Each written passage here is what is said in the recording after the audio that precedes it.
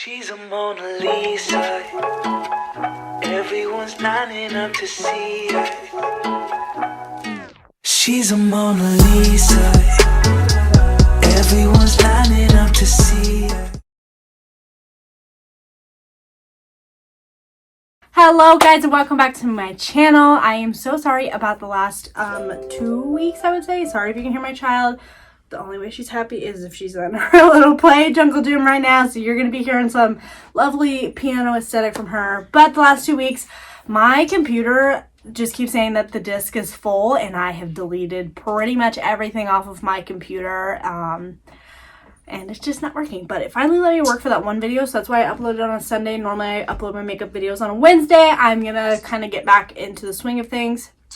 I may only be able to post one video a week for right now.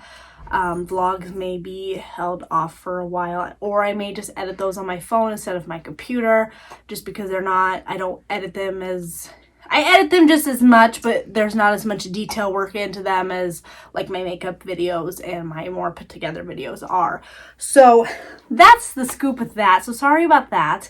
But if you're new here, hi. I normally post Sunday, Wednesday, Friday. Yeah, that whole shebang happened, but I'm hoping to get back into my regularly scheduled program. So I'm coming back with this week. Again, if I only post one time a week, I'm so sorry. I will get back in the swing of things as soon as possible. But today we are getting back into another true crime story. I'm really excited for this one. I really dove super duper deep into this story. It's going to be a long one. It is a roller coaster mess. You're gonna think that you figured out the case and then something else happens. It's one of those. It's a very sad story, and I hope by the end of this you realize that you should never leave anyone behind ever again. On January 28th, 1992, in Trenton, Michigan, Chelsea Bruck was born to her parents, Leanda and Matt Bruck. She was the youngest of 5 in her family. Now, Chelsea grew up in Mabee, Michigan, and she was known to be a really nice girl. She was friendly, she was wholesome. And when she got older, like most people do, she got a desire to leave her small hometown. Now, she didn't move very far. She ended up moving to Monroe County, Michigan. And in 2014, Chelsea was super duper excited to go to this big, huge Halloween party. Halloween happened to be Chelsea's favorite holiday. She loved all the dressing up, what people got creative and did. It was just her favorite. The party she was attending was held by a guy who wasn't named. He went by Big Mike. Big Mike held this Halloween party every single year on his family farm. Big Mike was in a heavy metal music band, and at his party he had 8 other bands playing. Chelsea had been to a couple of Big Mike's parties. He tended to hold parties a lot out on his farm, and this night Chelsea was going to the party with her friend Becky and Penny. Now, there wasn't a whole lot of details on Becky, but Penny was about 10 years older than Chelsea, but the two of them were very close. 700 people attended that party the night that Chelsea disappeared. Now, 700 is a lot of people. I couldn't even imagine being at a party with 700 people. That would just be too much for me. Chelsea had worked really hard on her costume. Her and her friend Becky decided to go as Batman villains, and Chelsea was dressing up as Poison Ivy. She found a bodysuit. She sewed every single leaf onto her costume. She found the perfect red wig, the perfect red shoes. She was in love with her costume and how it turned out. Now, the party had 2 giant tents set up for people to kind of mingle around it. There was a stage, the whole shebang. Around midnight, Big Mike lit up a giant bonfire, attracted many people. A lot of people went outside of the tents to go be around the bonfire. Now, this was including Chelsea and her friends. They went out and enjoyed the bonfire. The plan for them was that the girls would stick together. Now, Penny's sister was with them as well. They would all be driven home by Penny. Around 1 a.m. Penny decided that it was time for them to go. They needed to go home. And during this time, this was when Chelsea became lost. She was not near her friends. They had no idea where she was. Now, it made it even harder for them to find Chelsea because Becky had a hold of Chelsea's phone due to Chelsea's costume not having any pockets. Penny's sister was like, I have to work at 6 a.m. Can we please just go? And Penny ended up deciding to side with her sister. And Becky and Penny both knew that Chelsea had more friends at this party, so she could just get a ride home from someone else. The next morning on October 26th, Becky woke up and realized that she still had Chelsea's phone, and she realized that probably the best way to get a hold of her at this point was to call Chelsea's mother. She called Chelsea's mother and she said, hey, she can come pick up her phone whenever she wants. I'll be home all day. Chelsea's mom then informed Becky that she never made it home the night before. Becky thought she must have just stayed with a friend, and she didn't think anything bad had happened at this point. On October 26th, Chelsea still hadn't returned home. This sent everyone into a huge panic. Chelsea's parents called everyone that they knew. They started calling Chelsea's friends, and then they got a hold of Big Mike. And then a lot of people got a hold of Big Mike. Big Mike said that he wasn't exactly sure who Chelsea was. He knew of her, but didn't personally know her. After several phone calls to Big Mike and text messages, Big Mike decided, I'm just gonna go look around the property and see if I can find anything. Big Mike then went out with his dog, and they walked a lot, several miles around his property, and then his dog got caught in a fox trap, so he had to take his dog back to his trailer. When Big Mike arrived back to his trailer, Chelsea's family was on the property. They were looking for him, and immediately Chelsea's mother starts questioning him. She started blaming Big Mike for all of this. She was asking him where she was, where he was holding her hostage, just an abundance of awful questions, and assuming that it was his fault. Big Mike, in an interview, he said he took very good defense of this. I don't blame him. I get that her mother was hurting, but she's just throwing the blame around like it's no freaking tomorrow. So I could understand where he feels so offended in this. And he said several times that he did not know Chelsea personally, he just knew of her. And he took even more offense to this because he spent all of his time looking around his property. His poor dog got caught in a fox trap, and I can find if the dog ended up being okay. I'm assuming that it did. I was really concerned about the dog getting caught in a fox trap, but they don't care to give me that detail. I hope the dog is okay. After he just continued to be blamed, Big Mike said he just didn't want to be involved anymore, and he didn't want to help look for Chelsea. Chelsea's family just decided that they were going to set up camp on Big Mike's property. Big Mike called his lawyer. His lawyer just told him, just let them do what they need to. It'll die out soon. Don't argue with them. It'll just make things worse for you. Chelsea's mom said that she had no idea that she was going to this party, and at 22, she would not go to a party with 700 people, and that she wouldn't go to a party like this. I don't know, but I'm only 20, but I see 22-year-olds, they go to the big parties. So I don't really know. Now, with the size of this party being 700, it makes it really hard for police to narrow down people, talk to everyone, because normally when a situation like this happens, police would talk to every single person at this party, but how are they going to get a hold of 700 people, and how are they going to interview them all when the majority of them probably never even saw her? And the other part about this party is it's a Halloween party. People are wearing masks, they have makeup on, they have costumes on, they don't look like themselves. So police start by asking her friends about her love life. Now, her friend said that she was interested in a couple of people, but she was very much single. Police went ahead and they looked into those that she was interested in, if they had offered her a ride, a place to stay. However, they were all ruled out. Authorities got a hold of 6 people who saw Chelsea that night, and those 6 people Chelsea had asked to use their phone to call her friends. The only one that was to answer Chelsea's phone calls was Penny. And she just kept begging her, please come pick me back up.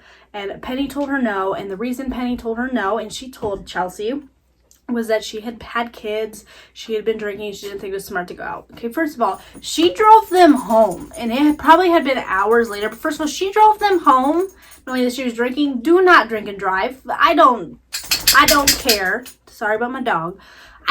Don't drink and drive. That is my biggest pet peeve. I hate when people drink and drive. It drives me nuts. You're stupid if you drink and drive.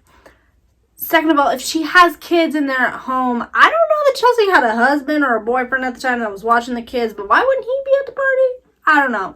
I get mom's night out. I don't know. I have lots of questions about that. Couldn't find the answers to it. But the other thing is if you knew your friend couldn't get a ride home, why wouldn't you help her out?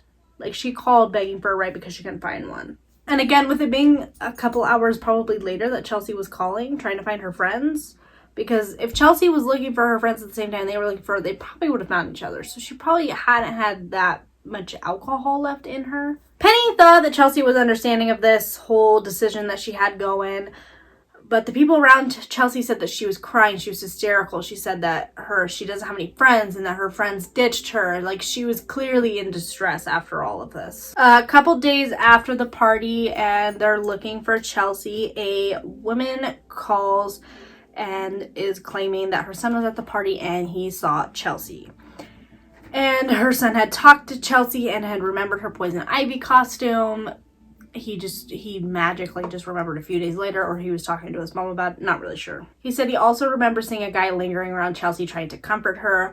The lady's son went in and talked to a sketch artist and they came up with a sketch of the man, and he was very average looking, so it made it really hard. And it was also, again, a costume party, so this made it very, very hard for police to kind of like narrow anything down. So, but they sent the sketch out anyway to the public, and they received dozens of phone calls about this sketch, but no person said the same person twice. And around this time was when Big Mike was brought in to questioning, and he said that he didn't know her personally, but he knew of her. Mike denied police to search his home, so the police went ahead and they got a search warrant and searched his property, which nothing came about it to help with Chelsea's disappearance. They still at this point didn't rule Mike out 100%. They still had this like feeling that he had something to do with it. And then a new tip came in to police telling them to look into a guy named Harlan Bird. Harlan was at the party that night with his best friend. He says that he saw Chelsea later in the night and that she was being shoved around between two men, and he stepped in to save her.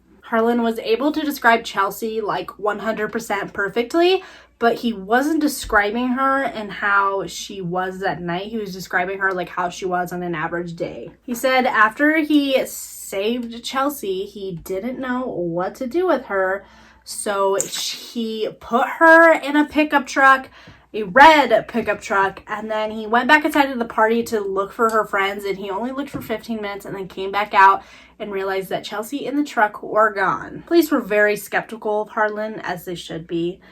So police pressed him with some really hard questions. They said, did you rape her? Did you murder her? Did you have anything to do with her disappearance? Just really trying to get him to answer. Harlan, at this point, he broke down and he admitted that he made up the entire story. See what I mean by cliffhangers? This story has them everywhere. You think you got the guy, and then they're like, nope, you don't got him. This is the first big cliffhanger. I was like, Harlan did it. When I was researching, I was like, Harlan freaking did it. He did it. He made Chelsea disappear, and then I found out he didn't. He said that he wanted to make himself look like a hero. Well, you made yourself look like a dummy in the end. He then admitted that he has never seen Chelsea before, and then Harlan was arrested for lying to the authorities because they were pissed off, just as pissed off as you sitting there listening to me tell this and me being angry. They are the same amount of angry, okay?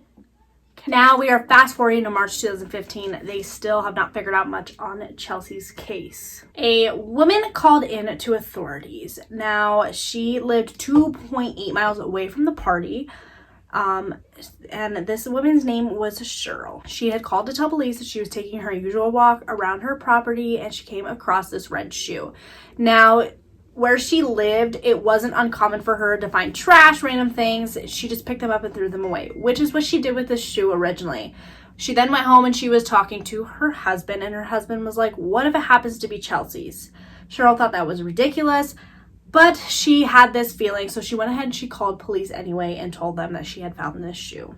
Police came, they took the shoe, and Chelsea's mother was to right away identify that it was in fact Chelsea's. So now we are moving into someone who plays a huge part in this case, and his name is Eric. Eric, he lived in the same area, and he was a scrapper. If you don't know what a scrapper is, it's kind of someone that like walks around, like they could walk around with a metal detector, or they go and try to find things like of value that people leave behind, and then they sell them to make money. Eric and his friend were out scrapping one day, and they were in this abandoned, pretty torn down building. I will upload a photo of that building here. Now, this building was 10 miles away from where the party took place. Eric at first thought he saw this fake plant. Well, when he picked it up, he realized it was a costume that someone had sewn leaves onto. They also found a maroon wig in the building. You guys probably know where I'm going with this. And Eric said that he didn't really know anything about Chelsea's case, which is weird. This was huge in their town, so I don't understand how you really didn't know about it because you lived in the same area. I don't know. So he just didn't put it together of like what this could possibly be. So he said that the wig freaked him out, so he left it there and he just left. A week later, the missing persons poster for Chelsea popped back up and Eric saw it. And then everything came together for him and he realized what he had found. Eric was very skeptical about calling the police because he kind of knew that they would point the finger at him because who goes into an abandoned building randomly, you know, but scrappers do that. So he was very skeptical, but he went to lunch with his sister and he's telling his sister, he's like, I'm pretty sure I found it. And she's like, you're either going to call police or I'm going to call police. Now that is a good sister. I'm very glad that she was like, either you do it or I do it. So he called the police, told them, they went and they got the costume and they knew that it was Chelsea's. They knew. When police found the costume, they discovered the straps and the bottom of the bodysuit were ripped. And they did, of course, take Eric in for questioning. And what Eric didn't want to happen happened. He was kind of accused, questioned if he had anything to do with it. And Eric was very persistent, saying that he didn't know who Chelsea was. He was not at the party that night and that he was at home with his daughter, actually. Eric then willingly gave his DNA to police. Go, Eric. You've proven yourself that you're not guilty. You're being a good Samaritan. And he was then cleared. Now, where this costume was, a detective found it very awfully strange that it happened to be 200 yards tops from where Harlan Bird lives, and you can see this building you could see from where Harlan Bird lived. So they brought Harlan back in for questioning. This time he brought a lawyer.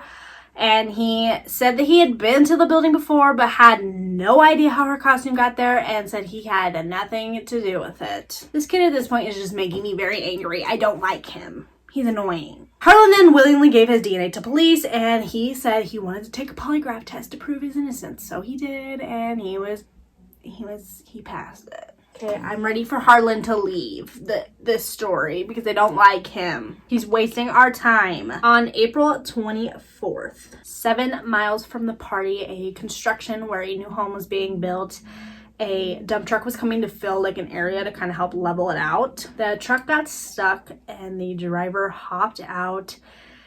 And he was trying to see how he could get himself unstuck, but instead he found a dead body. The actual owner of the land ended up calling 911 and he told them that it was in fact a female body with blonde hair, and he very much believed that it was Chelsea. Police arrived at the scene and they are very quick and able to identify that it was Chelsea.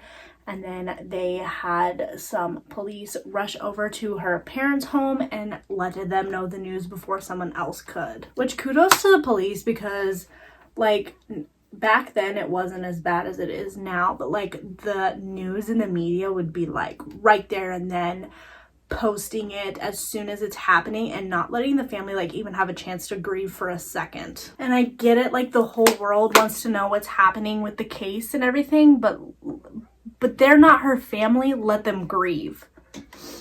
Because this whole time, her family just had hope that they were going to find Chelsea and she was going to be okay in the end. She's someone's daughter. She's someone's love. You know, I wish the news wasn't as bad as they are about that stuff because it literally makes me so freaking angry. I'm like, can you just leave them alone for 5 seconds? Y'all are hounding them down like a bunch of hound dogs from the beginning. When they found Chelsea, she was covered with logs and branches. And they said this was to kind of like seal her body up, if that makes any sense. It really didn't make sense to me, but And near her body, an artificial leaf from her costume was found. When the autopsy came back, it was discovered that Chelsea had died from blunt force trauma to the head. And Chelsea also had several bones in her face that were broken. Chelsea's family ended up having like a super private funeral for Chelsea, as they should. They should just get the time to themselves. The day that her body was found, the crime lab actually found some DNA from an unmatched male. And they ran both Eric and Harlan's, and they did not match. And then in September of 2015, the owner of like where the house was being built and her body was found. Now at this point, I'm like, oh my god, it's the owner of this land. That's what I'm thinking. No, I'm wrong. Okay, I don't know if anyone else is thinking that. Just go ahead and stop that, because it's not. But he found her other shoe, and at this point, police had her entire costume. It was also around this time that Michigan created like a new law. Anyone arrested, did not matter what they were arrested for, they would be able to collect their DNA. So every once in a while, the crime lab would like rerun the DNAs that they have through the system, and then they actually got a match on Chelsea's costume of the unidentified male. And the DNA came back to a man named Daniel Clay. And he was never on police's radar, and they really didn't know who he was. Daniel actually was an unemployed man, and he had several children with several different baby mamas. He was a hoe, apparently. And when police looked into him, they found out that he had 2 warrants for his arrest because he was not paying his child support. So then police arrest him in July of 2016, and they bring him in for questioning, and they just kind of say like, we've had this missing girl, so we're gonna ask you some questions. They just kind of like did a little investigation on it, like a little interrogation, I should say. Daniel did say that he attended the party. He said he got there around 8 or 9 p.m. and then he said that he left around 10 or 11. Now, police did not tell him that they found his DNA yet. He said he didn't know Chelsea and he had never seen her before. He said, and I quote, "I'm a peaceful guy. I don't like violence. All I like is smoking weed and having sex." Now, not paying your child support and having several different baby mamas, that kind of already gave the vibe that he is an interesting man, and then he says this. So you're not making yourself look good by saying this, okay? And then at this point, authorities let him know that they have found his DNA on Chelsea's poison ivy costume. So immediately, Daniel's story changes.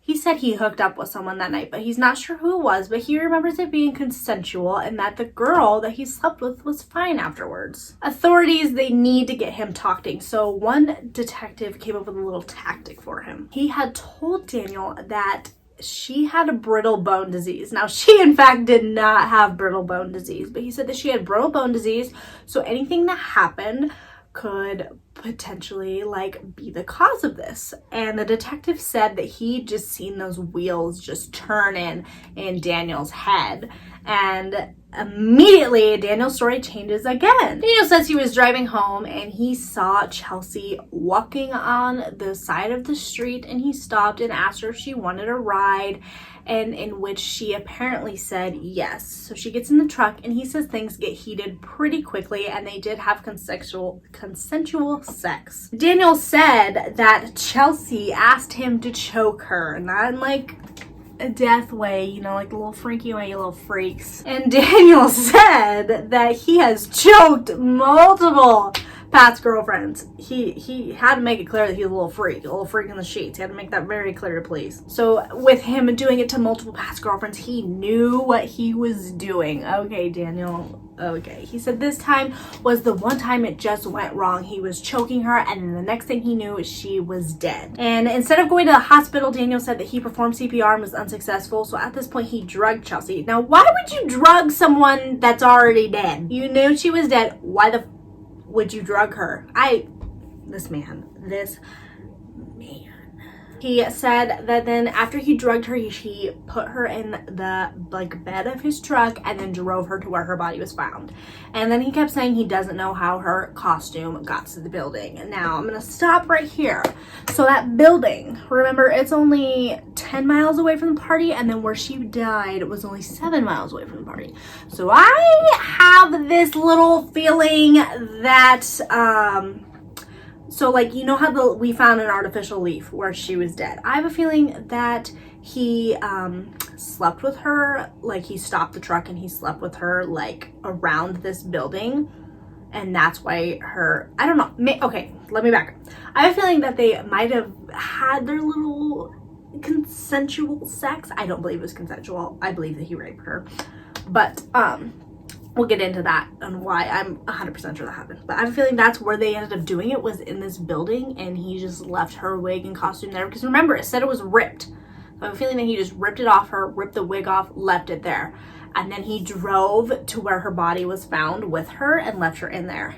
And then going back to the whole Harlan thing, I don't know that Harlan's really lying. I think he just got a little bit nervous. I was looking up, I was trying to find everywhere what color Daniel's truck was, because Harlan did say that he put her in a red truck.